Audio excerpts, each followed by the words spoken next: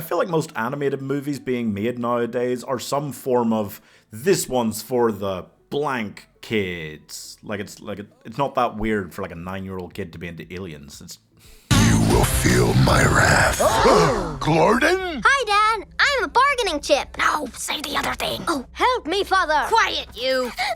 What is that unholy sound? Stop!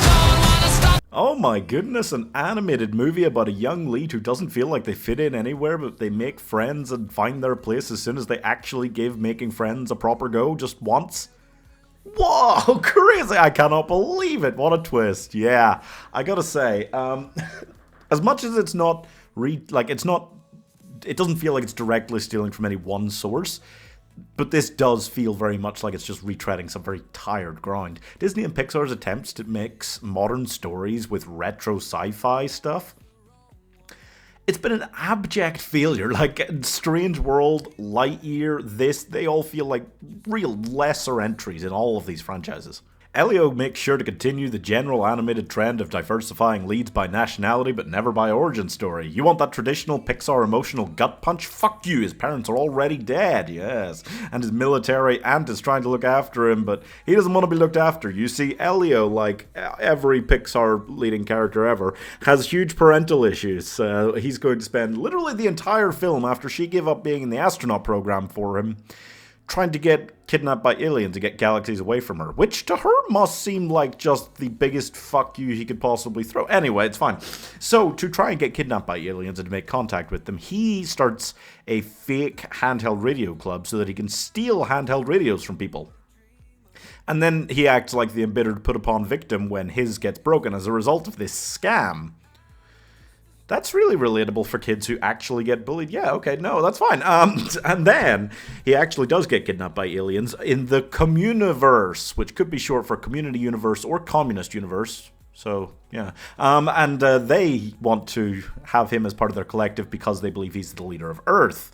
So he just goes along with that lie. He says, yep, absolutely. And then acts like he's a great negotiator so he can go negotiate with a warlord that wants to destroy their entire collective, putting all of their lives, millions of lives for all we know. There's a lot of people in that place at risk just to get away from his aunt. I just want to check. We're meant to like this kid, right? But for real, I scoffed at the poster, the trailer, the story, the main character, everything about this. I was really worried going in I wasn't going to be able to give this a fair shake in a review because I just thought it looked so shit. And I actually did end up kind of enjoying it. It's not great, and as much as it treads over some sweet emotional ground, it's all been done so much before at this point. Pixar are still just trying to make the same thing after, what, oh my god, 30 years now. 30 years and almost 30 films, and they're just still doing the same beats in a lot of places, and that's annoying. But I do think this isn't about plot, which is good because it's not great, and the lead, I mean, it is about him, but it's more about the relationships between people here, and that's what hits hard, that's what works well here. Between Elio and his aunt, between Elio and his slug friend, between the slug friend and his dad. It's just about friendships and parental relationship. That's it, yeah. And it does those things really well enough that I can kind of get over some of the plot points, which are, I mean, like, the Communiverse didn't end up being evil, really? Like, seriously? I'm just saying, if you had added 20 minutes on to the end of this film where they actually went, ha-ha, because they're a collection of the greatest minds in the universe who just sit around all day living it up, doing absolutely fuck all with all this power and all these great skills they've supposedly got, just chatting to each other. For what? And then they send clones of themselves, which could be incompetent, to their planets to run the planets, because they're all planet leaders. How are they the good guy? I don't like the plot. Yeah, I feel like the actual story is just crap and poorly thought out. The world building, negligent. If they try to make a sequel after this is what their world is, I will stab. It doesn't matter. It's fine. But the relationships are really good. There is a lot of nice, sweet stuff in there. It's fine. It's fine. The slug kid is really funny. Great character, actually. Loved him. Elio? No. Hate him. I cannot get on board with that kid.